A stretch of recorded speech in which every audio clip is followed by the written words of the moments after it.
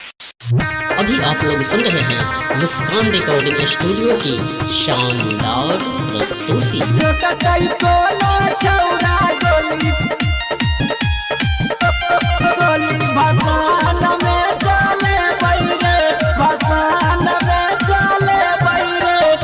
यादा बटोला मुखिया टोला ननिया टोला घूमे बैरे पतमा नदी टोला घूमे बैरे माँ के मूर्ति आई घूमे बैरे आरो ततई कोनो छौरा गोली भसान में चले बैरे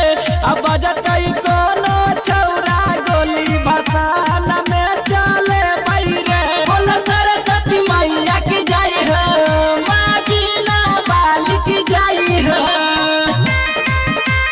रोतई कोनो छौरा गोली मुस्कान रिकॉर्डिंग स्टूडियो। गोली भसान में चले बैरे